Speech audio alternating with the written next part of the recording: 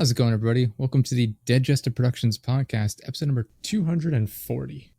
I'm your host, Josh or J Moskers, joined this week by special guest Corey from MTGPlace, host of the podcast over there. Thank you for being here. Yeah, thanks for having me. Appreciate you taking the time. Why don't you tell people a little bit about yourself? What it is you got going on, what you do? So I host a podcast with my buddy. We talk about Magic the Gathering, basically everything there is about it. Play a lot of drafts and standard or whatever. We cover from just starting out all the way to the experienced person, and that's on YouTube and a weekly podcast also on Spotify. You just search MTGPlace and it'll come right up. Awesome. So I guess the first obvious question I wanted to ask was how you got into Magic the Gathering. Well, I started when I was like 7, 8 years old. It was like the starter 99 set I saw at Walmart. It came with like 2 decks like that you could play, and I was like, oh, that looks cool. That looks like a cool game. So I was like, oh, game and a kid with cool artwork. So I'm like, oh, let's try it. And then probably playing incorrectly with my brother for a while until, I got into it with other people in high school that also played. And then it was like, oh, well, now you can do this competitively and stuff. So then I started like traveling to tournaments and stuff like that. Nice. I remember when I was a kid, I don't know how old you are, and I don't want to dox or anything, but like I'm 30. Yeah, I'm 31. So. Oh, okay. Like I remember when I was, I'll say like 7 or 8, something like that as well. Like I remember my mom had like a special box for him, and she had like all these old cards, and like I didn't really think anything of it at the time, but I remember like looking at them. She wouldn't let me play with them or anything, but she'd like show them to me. And like as an adult, like in the last couple of years, like during and like post COVID, I've gotten really into it again. And I keep bugging her. I'm like, can I have that box of cards? Like, I mean, they have to be super, super old. Like some of the first, they gotta be like from alpha or beta or something probably then. Yeah, I keep bugging her. I'm like whenever you come visit, please bring them. She hasn't yet, but we'll see what happens. But yeah, no, it's super interesting. It is one of those things, like you mentioned, like the artwork and like the evolution of the artwork has been really cool. I don't know if I'm sure you're way more familiar with it than I am. Like the original artwork, did they do the same sort of practice as like reaching out to other artists and having them do it? Or is it more like we know exactly like who we're interested in having? Let's have these handful of people just do all the artwork. There's a bunch of artists now. But yeah, when they originally did it, they reached out to X few and they did the majority of the first original sets. Mm-hmm. And now those guys, they occasionally, like the OG artists, I call them, they occasionally do some cards, but most of the time they're just like at the conventions to sign all the old ones. And they have a set of guys that are like the new OGs, I guess. And they add in new people here and there. They flick some people. So I always see different artists, but they got a whole bunch. And then I think they just send them out like, hey, we have 500 cards. And I think they just send them lists like, this is what I want you to paint. But it's like kind of vague description. Okay. Like it'd be like a frog doing this or something, right? And then they'll do that. And then they'll decide what card to put the image on that they had that description for. Interesting. Is that how, like, because I know some of the cards will have like alternate artwork on them. Is that what happens there, where they realize like, oh, we've got a couple different, people that, send it back to us. We'll just split this up. They got the same exact prompt and they just use it for multiple cards then? I don't know necessarily for the alternate art. A lot of times they do like the full border. So it's just like a bigger picture of it. Or sometimes they have someone completely different paint like a different version of it. I don't know how the internal team there comes up with that, but however they do, it's cool. Yeah, I've always found it fascinating, like the quality level of the artwork, considering it's like a trading card game. You know what I mean? Yeah, and like every artwork, like the artists always sell like prints and stuff, and it's like you basically could just have like an art piece with every card. Yeah, it's kind of crazy. It's because like realistically, I mean, let me preface this, like obviously the artwork is a huge factor in like people's interest in the card, right? Like, oh, that's a really cool looking card, but at the end of the day it has no effect on anything really. Right, yeah, it's all about what the card actually does as far as what it is gameplay value. The artwork, people might collect the card, but like They're Mm-hmm. only going to play the ones that are good. Like it could be the crappiest looking card ever, and they'll be like, Yeah. "Well, it's good." So, Yeah, no, it's fascinating to me like how much effort is put into the artwork on these cards. Like all things considered. 'Cause, I mean, you could have like a decent quality artwork, and like as long as the gameplay is fun, like people would be interested in it. But like the amount of effort that goes into it is super interesting. I know one of the things you mentioned too, kind of shifting here, was about like traveling around and playing at different events. What is that experience like? Because I've never done that. it's a lot of fun. It used to be a lot different than it is now. Mm. But so back in the day, they had the pro tour setup was different. It was a lot easier to get into it than it is now. Okay. Um, and so you could basically you go to a Grand Prix, and they would have like I don't know 4 or 8 a year in different locations, Hmm. and you'd go play this massive tournament with like 1,000 players or more. And if you top aided, you could get an invite, or you could, if you won, you just got like pro tour points. You could just go play at the next pro tour event. Um, Now it's a little bit harder, so you have to win a tournament online or a tournament in person, and then go to a qualifier, win that, and then you can go. So it's like you have to win like 2 events or something. Um, but yeah, Interesting. it's fun because like everything is kind of set up the same. Like it's always a big convention of nerds, playing Mhm. Magic, and it's always a lot of fun. And so you go and you play, and then when you suck, you're just like, "Damn it! Why did I travel all this way?" But Yeah. I I like I'm the person that, like I don't come up with the idea like the ideas myself. Generally, it's like, oh, what's a cool like I'll look up like what's a cool dragon deck or whatever. Mhm. I'm not educated enough to to build them out myself necessarily. But yeah, I would be that guy that shows up. It's like I have a deck that I think looks neat. I like the cards in this deck, and I would just get destroyed. It's absolutely. Yeah, I mean, too, from playing when because I used to play like Legacy a lot, Mm, somewhat competitively, and like there's like 50 different deck types or something that are like good, right? They're like the tier one meta decks or whatever. mm, Um, and you usually just want to play the same deck that you're comfortable with. That's one of those decks, that, and then it's more about knowing what the opponent's going to do more than what you do. yeah, And it's more about just kind of like, oh, well, the opponent probably has these cards in their deck. So what would make me lose in this scenario? And then yeah. trying to combat that and then you do better than if you were I'm just going to pilot my thing here. It's kind of weird. It's almost like a chess match in your head. Yeah. No, that makes sense. Yeah. Do you? So I mean, I'm sure you have plenty of variations, plenty of decks. Is there like a preference you have? Maybe not a specific deck where like, oh, this is clearly the best deck. Was there one where you're like, this is the one I enjoy playing the most? Yeah, I usually play a lot of reanimator style decks where just Mm, you bring stuff back from the graveyard. yeah. Because There's I have what's that's similar to that. Again, didn't make it myself, but I find that fascinating. Like just having doesn't matter how strong they're, just having a ton of creatures on the field at once.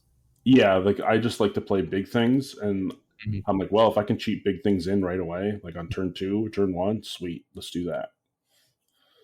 Nice. So No, So that's what I try and do: just play big things as fast as possible, and then they'll either have a way to stop it or I'll win. yeah, one of the things during COVID was like we're obviously just stuck at home all the time, and I did a lot of streaming at the time. But like when I was off stream, uh, I tried to get more into like tabletop games with my girlfriend, and one of those was ended up being like Magic the Gathering, obviously, and that was fascinating. Like I had like a small amount of experience playing it, and obviously she had none.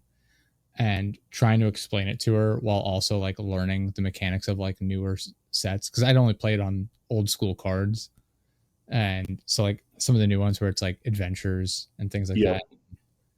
Yeah, it's It gets complicated. Like, I mean, the base rules aren't that hard, but like the yeah, more you play and the more things come up, it's just kind of like you just have to kind of play it a handful of times till you get it. yeah, yeah. It's It's super. definitely interesting. Like I like when new people come to play, I'm just like, yeah, I could teach you, but it's probably going to be easier for you to just go download the arena client and play because it Mhm. teaches you like in steps and they broke it down versus how I'm just going to try and jam everything at you at once. Yeah, Do you play the Arena client on the I computer? do, yeah. Okay, I wasn't sure if you were like a purist or like since I'm assuming you have tons and tons of cards, if it was even worthwhile, especially since you seem Well, I mean, I do it just because it's like being able to like do a draft because I love the draft, like Mhm. just packs. Being able to do that on my phone from anywhere is Fair super enough. nice, and I Sense. don't need to go find 7 people to do it with me. It's just people online, right? Yeah.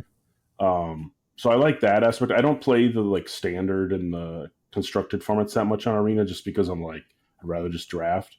Hmm. Um, but I do play it enough that I could if I wanted to. Like I have enough like cards built in the digital collection or whatever. Yeah. But yeah, I have so many cards. Like if I'm just going to go play like Commander or something, I'll just play in real life with people I Mm. know. So Yeah. Fair enough.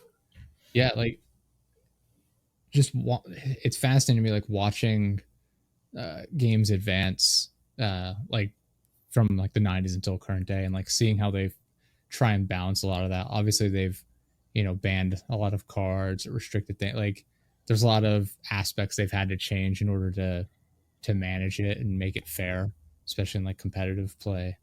Um, and I'm actually kind of surprised it hasn't gotten more uh, complicated than it is. Like I remember growing up, I got super. This is like now 20 years ago. I got super into like Yu-Gi-Oh when I was a kid, mhm. and they had a video game version of it come out a handful of years ago. I forget when, and I tried playing like one of the modern versions of it, and I had no idea what was going on. I couldn't wrap my head around it at all.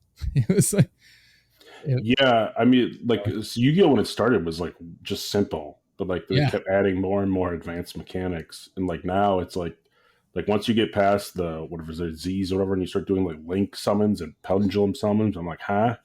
yeah. I So tried playing the game and I was like, I literally can't figure out what's happening here. And whereas I would go back and just play the basic version. yeah, whereas at least with Magic, everything like the core rules haven't changed.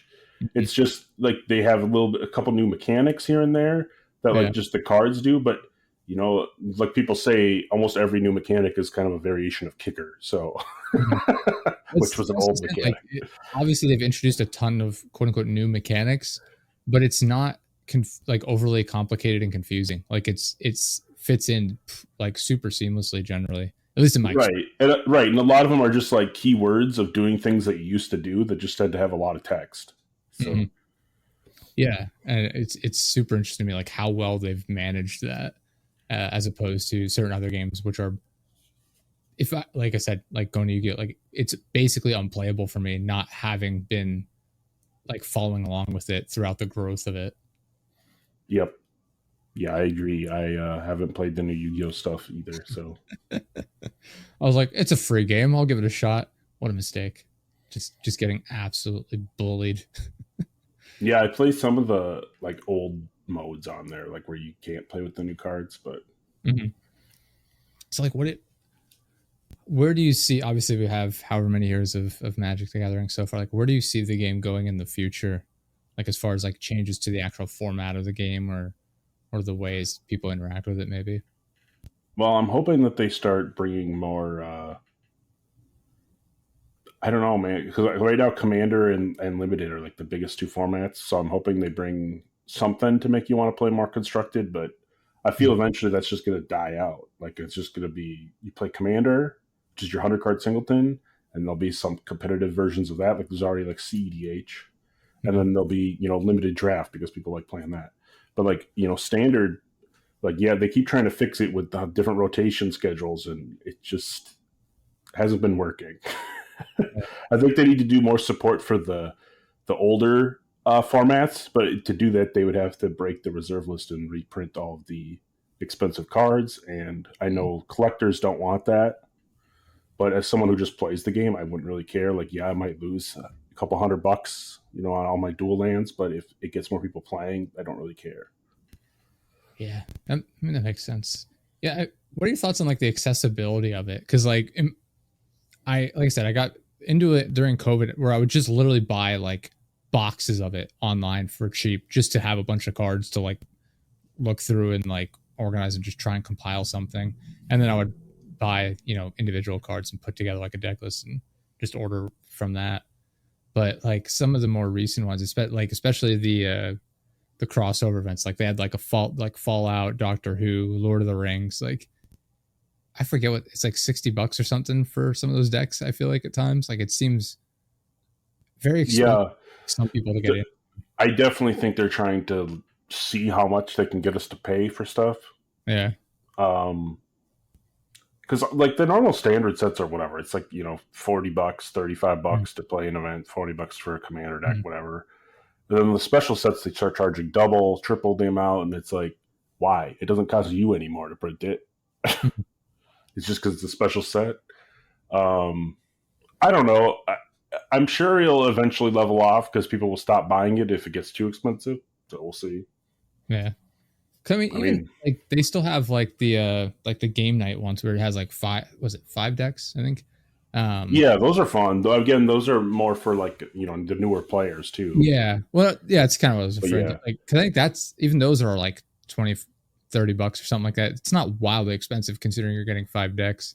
They also have like the starter sets, which have the 2 decks in it too. Mm-hmm. Those are relatively cheap. I forget the cost of them, but I mean, like those are cheaper. But yeah, the crossover ones are wildly expensive in my mind. Cause like I was looking at the Fallout ones the other day.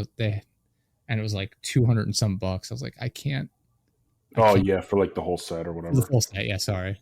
I think that's what I paid, like 240, 250, somewhere in there. Yeah. I mean, I'm just someone that just plays it at home with his girlfriend. I'm spending that much on it. I mean, yeah. So the other thing is you got to kind of pick and choose, I think. Mm-hmm. Right? Like, I mean, yeah. The more you're into it, the more you want to just keep buying more and more and more. But like buying all the sealed product is where Hasbro's going to make all the money off you, and that's what's going to cost you the most. It's more like you should just be like, all right, this is what I want to do. Let me go buy all the individual cards that I want off of like TCG Player or something. Yeah. And I feel like that'll cost you less money, but yeah, I mean, if you just want something to play, just buy whatever cheap commander deck's on sale. Like really, like go to the ones that nobody wants and get that one if you just want to learn to play. Yeah. Yeah, the most I spent was during the Lord of the Rings one because I bought like the collector's like starter set, whatever, with the box and everything. Yeah, trying to get the 1 of 1 ring. Yeah, I wasn't even that focused on that. I was just like, I like Lord of the Rings. I'm not a huge fan of it, but I was like, this is cool. This is a cool crossover. So I'll get the nicer kit of that. And it was a pain. Like all the local shops didn't have any in stock. And I was like, I really don't want to just go online and buy it from like Amazon. Like I'd rather support a local, like comic shop or something. Yeah, that's what I try and do too, is like buy it from a local store. Yeah. It was brutal. It seemed like there was very little available to them is what they made it seem like everywhere I went. Yeah, I think I was mainly due to part that the licensing was weird with that. Okay. Like I think they only have license to print it till like 2025, 2026 or something. Interesting. And then like they can't print it anymore, and so unless they renew that license, like those cards would have to be reprinted as Magic formats, and they would disappear from Magic Online. Yeah. Like so, it would just be in paper form if you had them. So that's one reason why I tried to get as much as I could of it, just because I feel like if they decide not to renew their deals with them, those cards could go up in value because they're not going to be reprinted. Yeah. But who knows? But yeah, I don't know. And then the whole 1 of 1 ring thing made people try and play the lottery. Like even people that didn't play Magic were trying to open that card. So yeah, I think it was a lot of people just like the demand was way higher than what they could print, especially during like I think it was partially COVID too. But yeah, then they did do like a second and third printing later on. So like shops got all the stock like a year later, a ton of extra when people didn't care about the set anymore. Like I think you can still go buy Lord of the Rings at my local game, so they still have some.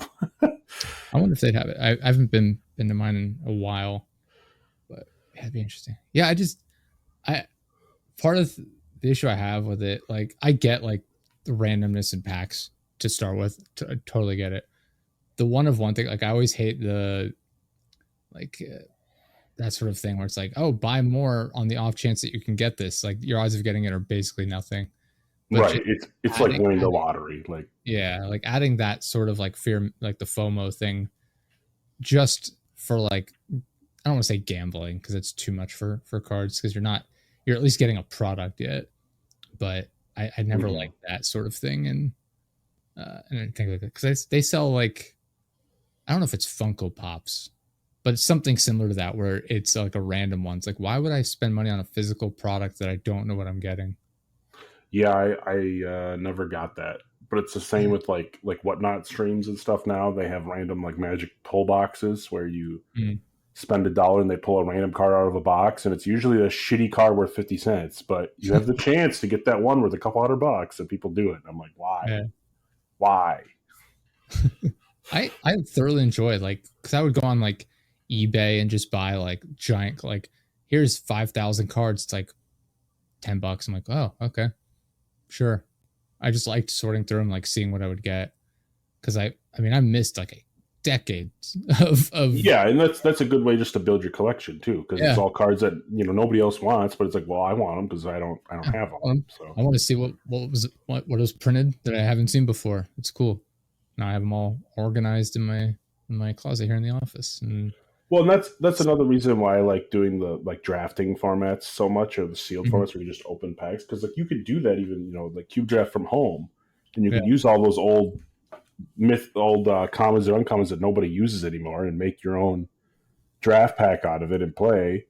And Mhm. then you actually use cards that you aren't going to use otherwise, because like a new set comes out. Other than in the draft format, when am I going to ever use these commons and uncommons? I'm going to use like the four that are actually good in a competitive deck, and every other card is going to get tossed Yeah. to the wayside. So it's like I'd rather play the format where I can use those, and then I actually get a feel of what they were going for this set. What is the mechanic supposed to be? What is the lore supposed to be of this? Yeah. Yeah. It's, I don't know. We'll see. I am curious to see like how they go, because like you said, the price could come down and back into a reasonable territory in the near future. I'm just curious how, like, if it's just going to continuously get harder and harder for people to get into the game, just from a pricing standpoint. Like I said, there I are, mean, it definitely could. Like, it's going to be supply and demand, right? So, yeah, like I said, there are cheaper alternatives. You have the game night versions, the starter sets, but it's one of those things too where it's like you buy a starter set and it's like, okay, I have however many cards here, but I imagine it could get stale pretty quickly, and people aren't going to want to go out and keep buying, $30-$40 over and over again just to keep it from getting too stale, especially if it's something they're just trying to get into. right. Well, and plus now so they made this whole deal of they didn't want two different types of booster packs, because they used to have the draft pack and the set booster. Mm-hmm. And the set booster was for opening, like you could open up to 4 rares, whatever, right? And then the draft was for playing draft. Yeah. Well, now they combined it into the play booster, so it's like the best of both. And I'm like, okay, you fixed it. It's all in one. Yeah. Well, now they're coming out with value boosters for people that don't want to spend that kind of money, spend $5 on a pack or $7, Yeah. whatever it is. And I'm like, and it's like 5 cards, and there's no guaranteed rare. So I'm like, these are what, Dollar Tree packs? Like, even if you charge $1 for them, I don't think it's worth it, because might not get a rare. Yeah. Like, I'd rather just buy the regular pack. Like, what is happening here? Do you, so I'm sure you were aware of like Pokemon and how that had that massive resurgence of people like gaining interest in just even opening up packs and things like that on like social media platforms, like Yeah, YouTube in particular. Do you think Magic the Gathering is going to go through a phase like that at some point here in the I near hope future, so. maybe? I mean, I watch a lot of that. So, Yeah. from what And people do. yeah, I'm curious because like even people that like in my personal sphere that like weren't particularly interested in Pokemon at any point in their lives were all of a sudden like, oh man, like you see people making all this money off these cards, like the values of these cards. And I was like, interesting. Like it's interesting to me, like people gaining the attention of these certain uh, products and interests that Oh would yeah, I mean, my otherwise. uncle even was like, I want to get into the opening of Pokemon baseball cards over, because of all the collectibles and the whatnot Yeah. streams. Everyone making money off it, and so he was even looking into it. And I was like, Hmm. you never even liked any sort of Yeah. card game before, what? And they're just about like, oh, I could open a card with a bunch of money. Yeah. you know. But yeah, I mean, some people. I mean, I never tried to. Back in the day, I used to like. I'd be like, "Oh, sweet!" I'd open a bunch of rare cards and be like, "Sweet, I made money." But nowadays, Mhm. most of the time, if you buy a box of cards, you're gonna break even or worse. Yeah. You can't expect to hit the jackpot. I have a little brother, and he got really into like Pokemon cards, but didn't even realize that you could play it as a game. Like he just thought you bought them and collected them. Yeah, Like some people do that. Yeah. yeah, but he didn't even understand that it was Oh, that it was a game. Yeah, that's yeah. funny. Like the kids like I this is a year or so ago maybe. So he would have been 9 at the time, and yeah, he like him and his school friends like, oh, we got these cards. It's like, oh, cool. You guys play? He's like, what do you mean? I was like, it's a game. You don't just buy them just to. I mean, you can, but like, it's a game. You can play it. I was like, I can't believe they don't know that. Where we, like, I played Pokemon when I was a kid. I knew it was a game. Yeah, same. I mean, but we also But watched the cartoon too, right? And played yeah, the video the game. And games. Yeah, I mean, I guess they still have all that, so it's kind of weird. But I guess so. Yeah. But yeah, no, it's I don't know. It's interesting, like the cultural shift in like how people view it. Because like Magic the Gathering in my mind, yeah, like there's a lot of interest around like the expensive cards and people being able to find them and sell them and whatnot and the values. But I feel like it's still more viewed as, playing the game as opposed to people just collecting them to sell them for money. yeah, definitely, it's more viewed as just playing the game, and I think it's because so many people have fun playing it. Like, Mhm. especially that like the Commander format. Like, I remember when that first came out, it was just called like Elder Dragon Highlander, and it was this guy at my local game store was like, "Hey, I got this 100 card deck with just this cool dragon that's like costs like 19 million mana to play." As the leader of it, you want to try this cool format. It's like, sure. And then that blew up so much that they made it an official format. Yeah. Um, and that's like people just like doing that because you could, with the commander deck, you can build whatever you want and kind of show off your creativity too while you're Yeah. playing the game. Nice. Yeah. Is there? Oh, what was I gonna? I had an idea on the tip of my tongue, and now I've lost it. But yeah, is there? Oh, this was. Do you ever just? I'm sure in some aspect, but like, is there uh, a venue for just playing odd decks that might not be the best, but it's just like a creative way of doing it as Yeah, opposed. I mean, you could certainly do that. Like I mean, it's you kind of got to talk to your play group, right? Like you got to be like, okay, Mhm. like I have one play group, which is a set of friends that they like to play the most fine-tuned commander decks possible, and so them I play a different set of decks. Then I play with another group that's just about having fun, Yeah, and they're like, we just want to play these decks, to play them. And then I have, just like jank decks that I just brewed up, just see what would happen with this crazy idea. yeah, yeah. It's kind of like you kind of have to have that conversation ahead of time because if you don't, then you'll get the scenario where one guy's playing competitively and one guy's not, and then the competitive guy's going to win every time, and then you get pissed off. So like Yeah. they call that like the Imagine rules there's the rule zero conversation you got to have before you play your yeah. games. Imagine there's decks you could build that are just designed to drag the game out for as Yeah, long. exactly. Yep. That was what's on my mind when I asked the question of like, what happens if you go to a competitive environment and that's what you do? Is just make it annoying as opposed to difficult. Yeah, I mean you could do that. There's nothing stopping you to.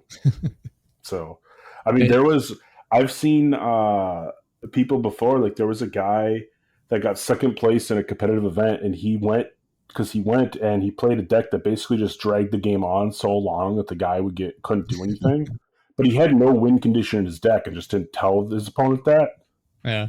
So literally would just draw the game out, and the guy would eventually concede, Hmm. because he was just sick of playing as by the end of the time before the end of the time limit because he didn't want it to be a draw or whatever because it's like a lot of times it's pointless to do draws in matches. And Right. so the guy got to like the second match and then the final guy is just like whatever. I'm just waiting for him to play a win con, and then the guy that was doing all the stuff had to end up conceding because he had no way to win. Yeah. It's like what? So how would you draw the game out? Like, is it just like somehow putting cards back into your deck? Like, how would one go about even Well, drawing? because like in a competitive event you only have 50 minutes. Oh, I see. I didn't realize there was a specific time limit. Yeah, so you only have 50 minutes to complete your matches. So if you just play like you only untap one land a turn. You can Mm-hmm. only play one card a turn. Just stuff like that, or you got to pay 7 extra mana to do So anything. it just restricts the build up, so you Yeah, can't really get any sort of a momentum rolling. I see. right. Okay, yeah, that makes sense. Because I was thinking like at some point you're just gonna run out of cards and But lose. yeah, that would be the other thing. Is eventually some point you probably would run out of cards. So, Yeah. but yeah, Uh, you'd need some sort of like. There's a lot of cards that can just shuffle your graveyard back into your deck too, though. hmm. So how often does something like that, not that specific scenario, but how often does something like that happen where people show up with like an unconventional approach in an effort to not necessarily, uh, play with the best deck, but like just a weird approach to drag it out or frustrate the opponent to where it's like they'd rather quit than deal with it. I mean, I don't see it that often because usually those people are the people don't want to play with again. Makes sense. Yeah. So they don't have many friends. But I mean, I have seen it, and I'm just like, whatever. Like, if someone wants to play it because they have one deck of it and they're like, I want to play this annoying deck the one time, I'm like, fine, whatever, play Yeah. it the one time. But I'm not going to be like, if you're going to play that every single time, okay, let's change what you're doing here. Yeah. I saw a thing the other day where like a guy he wasn't even trying to do anything other than just mill the opponent's cards and just win that way. And Yeah, I mean, that's a viable strategy. yeah, I mean, it seems a lot more viable than just sitting there and trying to waste Yeah, time. right. So it was super interesting watching him. Like, I mean, obviously he had creatures whose effects were like mill a card or something. I forget what all of them were. I wasn't as familiar with what they were, but yeah, it was super interesting watching him. Like, I'm just gonna sit here. I'm just gonna do everything I can to just run the clock out, essentially, as far as like run the other players out of cards. And yeah, it's fascinating because like it's not a scenario I've tried before, but watching as someone who's less, pretty small amount of experience, it's interesting watching all the creative ways people come up with strategies to win. Um, like obviously I've considered like I've understood like you can use a mill deck to win, but Right. it's just the way they go about doing it is super interesting to me. It's like, oh, that's actually really creative. He just sits there and the other person can't make a move because if they play a card now, there's cards being milled, like it hamstrings them, not just by what the main person is doing, but their competitor is also being hamstrung. Which is, I don't know, it's fascinating. I really like the way the game, obviously when they create it, they set it up in a way it's like, oh, people can play it this way. I'm sure there's plenty of scenarios where it's like, oh, they found a creative workaround to really exploit these cards. Like, I'm curious how often they miss things like that when designing the cards. Yeah, I mean, I feel like they probably did that at the beginning Mm-hmm. a little bit, but nowadays I think they just know people are going to break this thing in some way they don't expect. Yeah. Well, it's the same with like that. What was it? That new Nadu card that's all over, and they didn't ban it, which is kind of interesting. It's all over the last like year. Quit. Yeah, it's like the new hype in Modern. It was printed in the Modern Horizons 3 set, but it's a card that says like whenever any of your creatures are targeted, you draw a card, but it only triggers twice. Well, it triggers twice for each creature, so it's the most irrelevant line of text ever. So you just play like equipment that costs 0 to equip, and you could just like draw your deck. It's like, what? What were they thinking with this? Yeah. And so, like, most of I think it was like 6 of the top 8 in the last Modern tournament were playing that card. The Nadu Winged Wisdom, is that what I'm looking at? Yeah, that one. Interesting. Yeah, and usually if a card gets like crazy big like that and it skews the data, they'll end up making a banning of it because they want there to be more than one deck in the format. Yeah. So.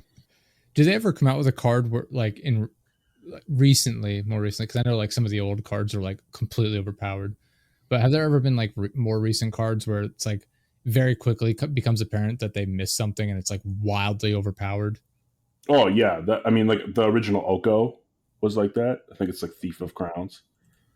It was a Planeswalker, and its +1 was make something into an elk, and so you could just take their best thing on the board and make it a 3/3 elk with no abilities, and it only costs 3 mana.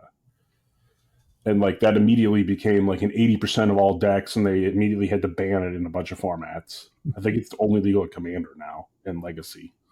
Yeah.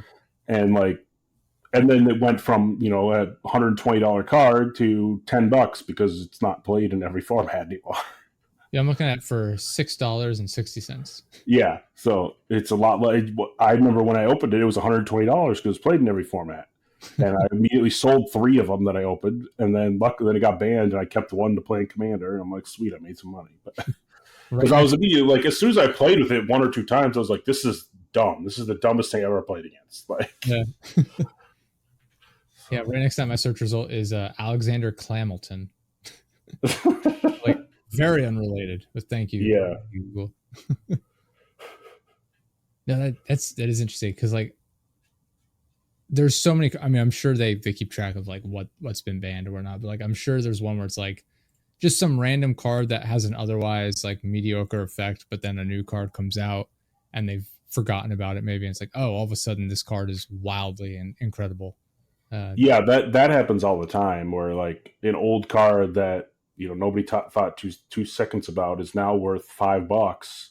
Yeah, That's why I keep all my bulk cards. Like I have like a whole dresser full of cards, yeah, and I just have to look through them all the time because I follow it was the MTG stocks post, and they go, oh, this card combos with the new card that's out, and so now instead of it being worth 5 cents or a cent, it's worth like $2. And I'm like, oh, I better go grab that. I can get $2 out of it. But yeah, it's a lot of stuff like that. Like there was for a while too. There was one where like it was like this old card that like you drew 3 and discarded 2 at random became good because there was some combo with it. yeah. And usually they end up having to just either ban the new card or ban enough of the old cards that work with it. So, like, what was the Luris was the first card to ever be completely banned in Vintage. What is that one called? Sorry, I'm looking these up as you're. It's like LURUS. Yeah, Luris. Because you could play that and then you could just Black Lotus every single turn. And so they had I think they restricted it to 1 now. I think now that they switched the companion rule, because that's literally one where they errated the rule to work differently, so that to fix the problem. Because it used to be you just pay the mana and cast it out of the companion zone. Now they make you put it in your hand first for 3 more mana before you could do that. But it used to just be, having access to another card in my hand is so good, and I can just play it out there and then play stuff from my graveyard. And it was like the first thing that broke Vintage, and that Vintage is like where anything goes. And it was just crazy. It's I was gonna say it's super complicated as far as like figuring out like all these unique, very clever ways of having cards interact, and then on top of that, obviously combining like the different color decks and everything like that. It's super interesting, but at the same time, like the way you can just set up a deck and go for it. You know what I mean? Yep. It's I don't know. I find it super interesting. Like it's way more accessible. What was I gonna say? Oh, it's sort of like skiing, which might be a stupid comparison, but like skiing is super easy to like get started. It's like I can get on skis and I can move around. But if you want to be good at skiing, it takes a lot more effort. You know what I mean? That's just kind of how I view it. It's very easy to like just have cards, start playing. You might not do except you can get started. Yeah, it's very easy to start playing and play. And then a lot of even like local game stores have days now, at least the premium stores do. I don't know about every single one, but they have the like welcome days where they come and anyone who hasn't played Magic before can get an explanation of how to play and get a free like welcome deck from the local game store. Oh, nice. It's usually just like 1 rare and a bunch of other cards, but like it teaches you how to play and you get some cards for free. And yeah, that's really neat. Yeah. And my next question was going to be like how you recommend people get started. So I guess you sort of answered that, but if you want to try something. Yeah, so do the welcome day, buy a starter deck. If your friends play Commander, buy a Commander deck. Know what format your friends are playing first. Because I've read stories about people buying like a starter deck for a 60 card deck, and they're like, oh, we don't play that format. Oh, well, why did I buy this deck then? Like, right. So know that. Otherwise, Arena is the easy way to learn. There's also a lot of YouTube videos. You can check out a lot of podcasts. They cover it. So nice. I kind of backtracking. I forgot that. Do you have a like one card in particular that's your favorite? Kakusho, the Evening Star. Okay. It's from Kamigawa. Wow! I can't believe I typed that correctly. It appeared. I typed it in, and there it is. Yeah. That's a cool looking. I do like the artwork on that. Yeah, it's a cool dragon. It was like when I first started playing competitive standard tournaments. It was before the legend rule changed, so you could play two of them, and they would both automatically die instead of you keeping one. Interesting. And then they would just lose 10. You would gain 10. And you just bring two back and win. So nice. I used to do that a lot. But that's my favorite card just since then. I mean, I think it's only worth like $20 now or less for the reprint. But I have like a graded one that I keep for cool because I like the artwork, and I have a bunch of them. I throw them in my commander decks just for nostalgia, even though like people are like, why is that card in there? Like, because it's my pet card. Leave me alone. What is like the multiplayer format called? Has a specific Commander. Oh, okay. Yeah, I was because that seems like that card would be particularly effective in that. Yes. It actually is pretty effective in that. People hate playing against it. Yeah, with like 3 opponents, like all of a sudden you get 15 extra life. Yep. That also seems like it'd be a very quick way to have everyone target you. Oh, it definitely is. No, pretty much no matter what deck I'm playing, I get targeted just because I've played for so long. People are like, this guy could have anything in his deck. We have no idea what it is. Get him out of the way now. They're afraid of the unknown more than they are of the known. Yeah. that was like the video game Civilization a number of years ago. We got into that, and the one guy we played with was like exceptionally good, and it would be like him versus 3 of us, and he would win basically every single time. And it would be it would be a free for all, but it would get to the point where it would just be the 3 of us ganging up on him. Because like, that's basically how it would work out when I played sometimes. Yeah. Sometimes it don't. Sometimes it does. It's like, let's just bum rush him right away before he has any chance of getting anything put together, and just hope that it works out. And then the 3 of us can have a real game.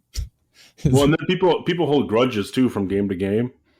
So be like, oh, last game you won and you attacked me first, so now we're all going to attack you and make you die first. I'm like, what? That's a separate game. One of the things I had, like, there's obviously the stereotype, like I'm sure you've seen the images too, of like events where it's just bad hygiene and things like that. Like, what has been your personal experience at events? I think it used to be worse than it is now. Okay. Because people point it out more now. Mm-hmm. I have definitely walked by players and I'm like, dude, you need to shower. Like, what?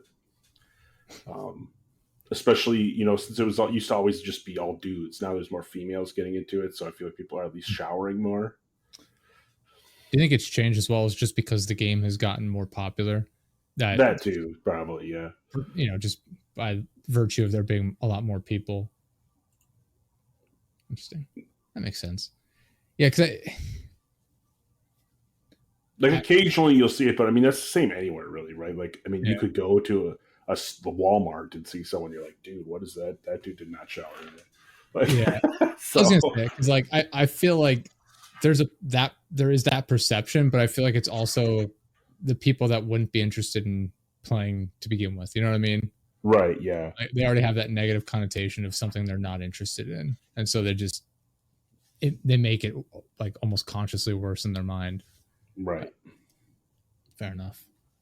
Yeah, I've never been to like a local event. I know when I would go to the comic book shop in town, they would always talk to. There was that, and then oh my god, I can't even think what it was. Like tabletop games with like characters and everything like that, like Warhammer and stuff. Yeah, that's what I was thinking of. I'm like, I can't spend hundreds and hundreds of dollars on I wanted to get into Warhammer, but I'm like, I spend so much money on Magic. I'm not allowed to. My wife says I'm not allowed to have another hobby. So, Yeah, I can't. I don't have the I mean, I space. play video games, but that's different. Like, you get a lot more entertainment out of a like $70 video Mm. game than like if I was to buy Warhammer, I'd probably be spending hundreds of dollars on figures and stuff. Yeah, because there've been some tabletop games where I'm like, oh, this is cool. Like it, like not even like a mainstream one. It's just a company that makes it. It's like, oh, excuse me. They have like the starter set, which is like $20. It's got the rule book and everything. And then it's like, oh, just in like I the thing on top of my head I'm thinking of is like there's like a game set in like feudal Japan, and they were at like a game show of sorts, and I was like, oh, that's cool, it looks really neat, and I like see all of the pieces they have on the table in their little diorama, and I go on their website to see like how much it would cost to set up that particular map. I'm like, this is like $400. I'm like, Yeah, it's like what? don't get me wrong, I get that you can reuse the pieces in the different scenarios, like I understand that, but I'm like, man, I just can't justify that on a game I've never played before. Like, Yeah, that's a lot how I'm like too. Like, so sometimes I'll like even for games I'll be like, if someone else has it, I'll be like, well, let me play with your stuff and then let me see if I yeah, like it before I consider this. yeah, it's just it sucks because like I really wish there like I'd be able to get into a lot more of these games, but I I just don't want to spend the money on something and be like, oh, I don't like this, and now I not only did I spend the money, but I just have all this stuff Yep. I'm having to store. Well, Like, that's. I mean, I have a lot of tabletop board games, but it's like just finding the time to play them all. Like, because mm, now I always want to buy a new one and play one, right? And it's like now I have yeah, a closet of like 150 board games, and I'm like, I don't okay, have that. when am I going to play these? Like, Yeah, I'll play one occasionally. Like, so now I'm just like, all right, somebody go up there and pick what they want to play because I'll play any of them. I don't play them that often. Like, yeah. I was never into like tabletop games, and I just there's just no one around me that was interested in them, so I just never even considered really. But then like being stuck at home, I was like, I can get into this, and we started collecting them. Like we probably had like 25, 30 of them, maybe, if not a couple more. Um, but it's about finding people to play with as well. I live in the middle of nowhere, for reference, so okay, it's not like I have a large selection of people to to hang right, out with. Like yeah, most of the people I hang out with, like our friends that have since moved away, live all in right, multiple states away.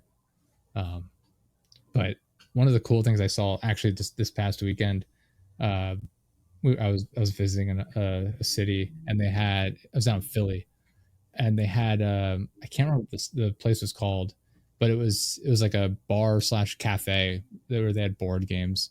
You just go in, get a drink, and they just had this massive wall of thousands of games, and you could just grab them, play, sit there, have a drink. And I was like, that is awesome. That would be yeah, yeah. A lot of local game stores have been doing that around here too. Like we have one that's like called Lodestone, has a mhm. coffee shop built in, and then they have games you can play and just drink coffee. Yeah. Uh, there's a couple other ones that do that, like Battlegrounds is another one. Mhm. Yeah, the Amish don't do that very often, so I don't have that luxury where I'm at. Like I get to go downtown and buy like eggs and milk. That's Yeah. that's the excitement of my local stores.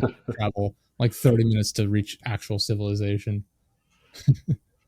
Yeah. It's that's awesome. So final like actual topic here I wanted to touch on was like outside of Magic the Gathering, are there like favorite games that you have, whether it be tabletop games or video games, like whatever? Like, are there other games like you're really interested in, or is it? Yeah. I mean, I'm interested in all sorts of games. I'm Mhm, kind of like, I like everything. One of my big like tabletop game board games I like is, well, I mean, I play D&D, but also like mhm. Gloomhaven, which is kind of like D&D, Okay, the board game. Um, because it's like the game is the dungeon master, that you could play along with it type of thing. that's cool. Yeah. So I like that. I play a lot of like Settlers of Catan and stuff like that. Mhm. And then I play like any, whatever the new hit game is. Like I just got NCAA 25 and How's that going? I've heard to I'll give you my perspective like on EA in general. Like I don't buy like the sports games because I get within reason. Like I have the not the newest. I have FIFA 20 EA's FC 24, but I'd also not bought a FIFA game in like 15 years. So I was like, I don't feel bad about this. It's time for an upgrade. You've gone, Yeah, I don't know. I buy Madden every year just yeah, because I want interesting. it and I like NFL. But Fair enough. yes, not to like it's basically the same game with they just changed the names of the players. Yeah, I was curious, like how, Like, like it seems now it's like, oh, you get to buy Madden twice a year now. Is was what like the responses I was reading.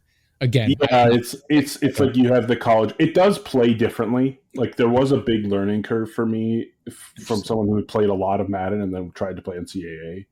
Mhm. It does play differently enough so that if you're good at Madden, you're probably just not great at this right off the bat. Interesting. Okay. Um, I mean, the fundamentals are the same, but Mhm. the timing of throwing pushing the buttons and stuff, and the players are worse, so it's a lot harder to Oh, nice. be good, Yeah. like or just catch a ball or something. Um, I don't know. I like it so far. We'll see. I still like Madden more because I prefer the NFL. So I don't know if I'll get next year's, but Yeah. I mean, I got it to try it, and there was a bundle deal that came with Madden if you pre-ordered it. So Yeah, I did see that. Yeah, like um, it's curious. Like, I mean, I buy so much stupid shit like video game wise. Like, I'm not judging people for buying like Madden every year or whatever, NCAA or was it NBA 2K. Like, if you're enjoying it, who cares? Like it. yeah, I Um, basically just buy Madden because I'm obsessed with yeah. football. Everything else I get is free on PlayStation or something that I really want to play. Like I got the Mhm. Fantasy VII remake because I really wanted to play that. Yeah. My problem is I play so many like large like open world RPGs where it's like I just get exhausted after a while. Like I'd played through Elden Ring, the DLC, and I was like, cool. And then I right before that came out, I'd replayed Fallout and all of the DLCs, and I was like, I just need a break. Like I really don't feel like investing another like 50 to 100 hours Yeah, that's. in a game I right mean, now. sometimes that's how I am too, but like it's kind of hit or miss. Like I play Hearthstone Battlegrounds, the free I've never mode where it's I just know like what the that is. auto chess. Yeah, I play that a lot just if I want something like mind numbing, like I don't have to think really. Mhm. But otherwise, like yeah, I did play Fallout when after I watched the show because I was like, oh no, I want to play Fallout again, Yeah, yeah, stuff like that. But I didn't play Elden Ring just because I had a bad experience with Demon Souls where I almost broke my controller because it was so hard. So oh really? the I played original Demon like Demon Souls Souls, inadvertently when it first came out. Like yeah, I just happened to be at GameStop. I don't remember what year it was, and it was just there like marked as new, and I was like, oh, it looks cool. No idea what I didn't know anything about it, but I just thought the cover looked cool and like the imagery on the back. I was like, back when you bought physical discs, yeah, and but I was like, oh, that's cool, and I got really into it. I sucked, like I was terrible. But I was like, this is cool. This is really neat. And then I just got into like the Dark Souls game, and I was so excited when they did the Demon Souls remake, then Elden Ring. It was really entertaining to watch Elden Ring get like a ton of like attention and press, and just see the reaction to people who had not played like the Souls games before, just yeah. realizing like this is not Skyrim. No, yeah, it's a way harder. Yeah, there's I don't. My one friend was like that. He's like, oh, it's like Skyrim. I can't wait. I'm like, it's not Skyrim. He's like, it seems pretty close to Skyrim. I'm like, you are going to be disappointed. And like he was one of those people where like you get out of the starting area, immediately attacks the NPC and gets killed, and then gets frustrated. He's like, I just can't. I keep dying right away when I respawn. I'm like, what? You just don't do that. It is a learning curve. Like I'm not going to say and pretend like I'm an amazing at Elden Ring or anything, Yeah. but like it is a learning curve. Like I don't Yeah, know. it's just like people were telling me like it's just that the Elden Ring's not as hard as the other ones. It's not. 'Cause I don't. I did end up beating Demon Souls, but I kind of had to do like the two player where you play with two player cheese, where like one Mhm. guy dies, you go back to your body. Yeah. But like I just was like, it's so difficult. I don't want to like because a lot of times when I play a game, like I'll be like, all right, what's the easiest mode? I'll go like one up from there because I want somewhat Mhm. of a gameplay challenge, but I'm just playing it for the story most of the time. Yeah. That's how I am for a lot of games, like shooters and things like that. Like I'm just breezing. I don't care. Like I'm just Yeah. the story, see what's going on, just get some like fast paced gameplay. Well, like But I used to play Call of Duty all the time too, and now I'm just like, it's the same freaking game, so I just don't buy it exactly. anymore. Like, Yeah, I when I was in middle school and high school, that's what we played all the time. Like just anytime I was at home, it's like Call of Duty, here we go. And then I just got tired of it. Like I've played the most recent one just because I got it for free. Mm-hmm. But I was like, I don't want to pay them for this. Like it's just rehashed. It's Right. It's like the probably how same most thing. people. It's probably how a lot of people that hate Madden view Madden, where it's Yep. like it's the same thing. Why would you pay for it? But yeah, I don't know. I can't be bothered. I'm also not competitive enough to play like online. Like people are way too Yeah, invested. that's see, I played Madden, but I don't like to play online on Madden anymore. I used to way back, but Yeah, that I was like on the PS2 for when you had to plug in with I dial up. wouldn't dare. It was the same thing with NHL. I remember having one of the NHL games back when I was in high school. I played like 2 or 3 games online and just got absolutely bullied to the point where I was like, well, that's not very nice. I'm not doing that again. Yeah, now I'm like, all right, I'll play my franchise mode, win the Super Yeah. Bowl, play the. They have a story mode in Madden now, which is kind of cool. So I've been playing that, Okay. and then I play like the Ultimate Team and just try and get the best team. Yeah. Yeah. And that's just almost like Magic, right? Because you're just collecting cards of football players. Exactly. Yeah. I think that was the thing with NCAA where they just added like NFL players into the packs or something. I saw that was something people complained about. Oh yeah, yeah, because you can get it's like the Hall of Fame of the school or whatever. So NFL players that went to that I see. college, you can get. They provided no context, which is why I always take stuff with a grain of salt. I'm like, Mm-hmm. you're saying this, but I have nothing to go off of. Like, I don't Yeah, like. like what is it? Like Adrian Peterson, I think went to Alabama, so it's like you can Okay, open Adrian Peterson in that. Like, that makes more sense. Okay, it's the same thing with like reading news headlines, where people take headlines for their word and then just regurgitate that.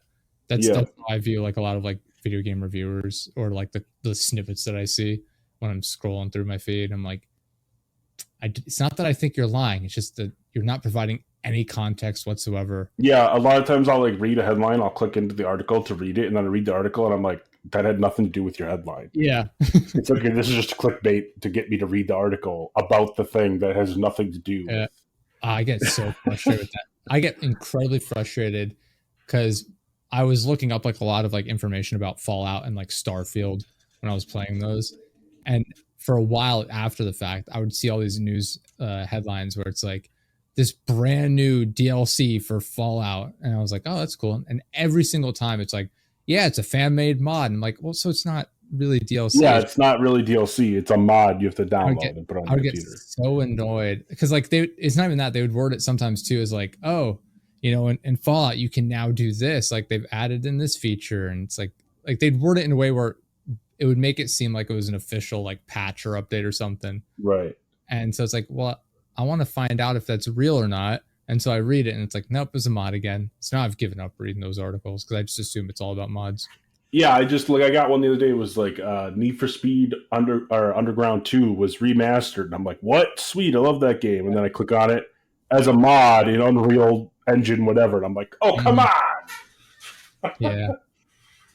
It's so frustrating because it's like I wish this is real, but no, I I don't have my computer's not good enough for me to run like fancy like Fallout London came out like this week or last week or something. I was like, that'd be really cool. I can't play that unless I buy a brand new computer. Yeah, I just upgraded mine a little bit ago, so I, I probably could, but I wish. Not really. That's another 100 hours I'm gonna waste playing Fallout again. Just I yeah, get that was one thing with COVID is I got so into computer games because I could talk to people, right? yeah. And then I could talk to them all the time instead because like I never saw anybody, right? But now it's Mhm. like, oh, you're having conversations. You're not just stuck by yourself.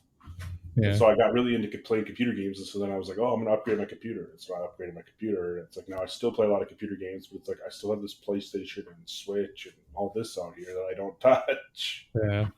Yeah, I was getting ready. I was like, I just finished the Elden Ring DLC, and I was like, all right, cool. I need something like calm to play. So we played a few games of Star Wars Battlefront. They did like the remastered collection or whatever. Mm-hmm. And I was like, that's a throwback. I used to play it all the time as a kid with my cousin, and so I played a few games of that. And then my girlfriend's not particularly. She doesn't play video games really. She doesn't have a lot of experience with it rather. So like first person shooters and things like that, she's not particularly skilled at. So she struggles because she's not great on like joysticks and everything. Mm-hmm. So it's like, all right, what's something we can play that'd be like more laid back and calmer? So I got a game Yeah. called Hellpoint that we started playing the other night, and it's like a Souls-like game. So it's like even way worse for. And I'm like, and again, it's not like a fast-paced game, so it's like it's gonna be another like 50-hour investment or something. I'm like, of course.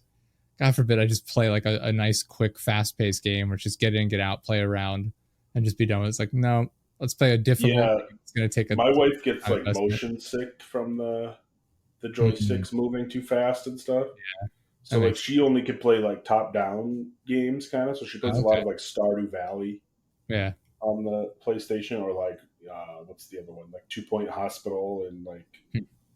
the tycoon games and stuff, which Yeah. normally aren't played on console that much, but that's what she likes to play. So I'm like, all right, whatever.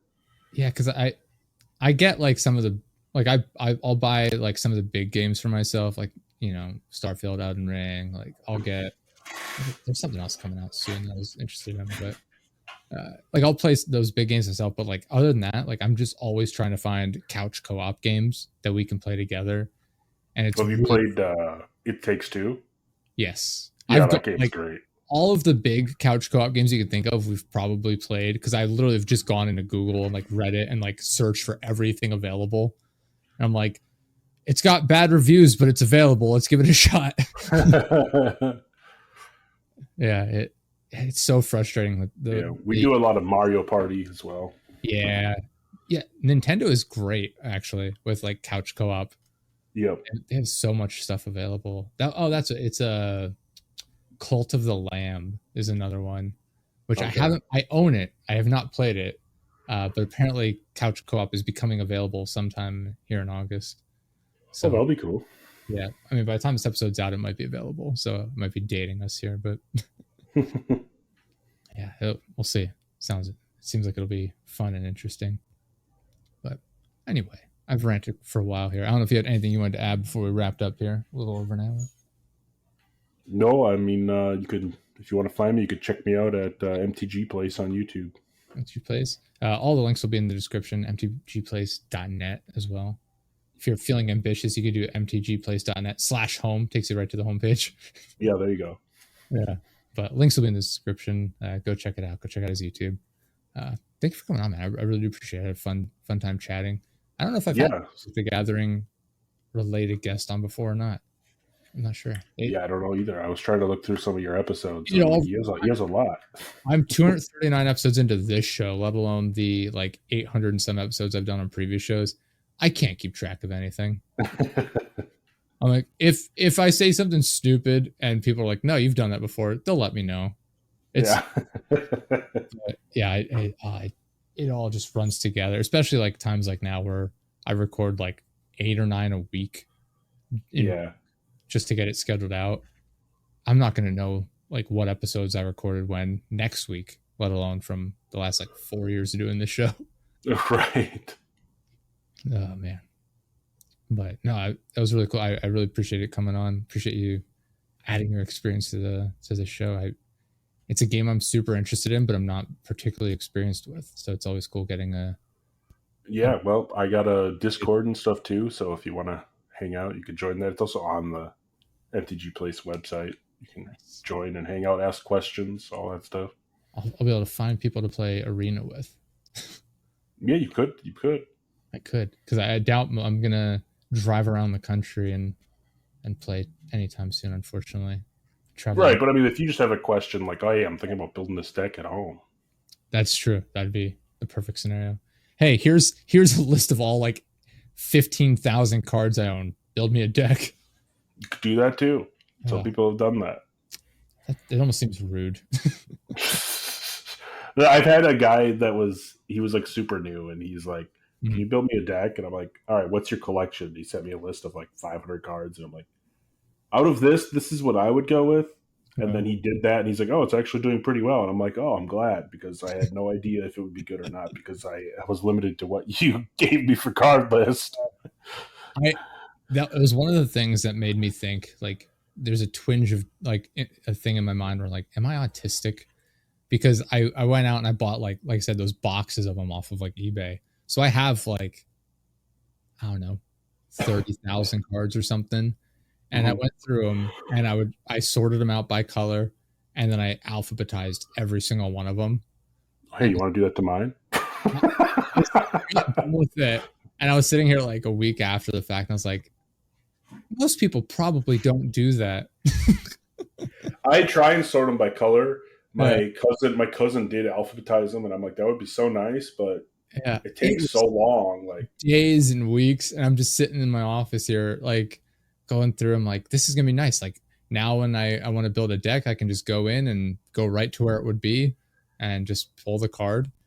And and then, like I said, I was just like, that's just so unnecessary. yeah, it's nice to do that though. Like, because I've been doing that with just like the new sets that come out, because then like it's sorted and ready to go. But I still have a backlog of thousands of cards Yeah. that I haven't touched. I'll appreciate it down the line, but at the time, it was like days and weeks of time investment. I was like, this is not worth it at all. It's like it is just me sitting here at home playing with my girlfriend. I don't need to do this. Right. Yeah. Anyway, I mean, there is.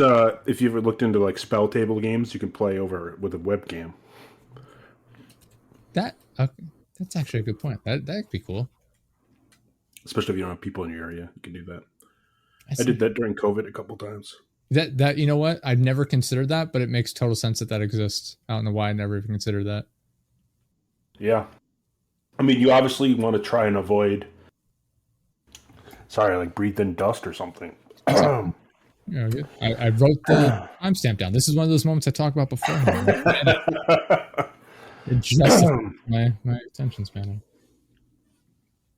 Anyway, what I was saying is, yeah, you want to avoid putting in cards that like mess with your opponent's deck, like where you gate a card and play it or something, because that's hard to do over the camera. But Oh, that otherwise, makes sense. Yeah. it mostly works. Mm-hmm. I mean, you just have to trust the other guy's not cheating, too. Yeah. They just show up and I've got clearly like cards I've printed off. It's like, yes, I've got 11 Black Lotus. Well, I mean, if you're both playing proxies, that's whatever, as long as it's, you know. I just meant like as long as you're not cheating. Like I'm looking through my deck for the best card in this scenario. Yeah, makes sense. That could be, yeah, it's cool. I'll have to look into that. Actually, that's I've had people offer similar experiences for like Dungeons and Dragons before, which could be interesting as well. Yeah, I play D&D on Roll20 and then just a voice chat. Yeah, something to look into. Awesome. Anyway, thank you very much, man. Again for coming on. I really do appreciate it. Yeah, it was fun. Thank you. And guys, links are in the description. Please go check it out, MTGPlace. And we'll see you guys next time. Bye. Bye.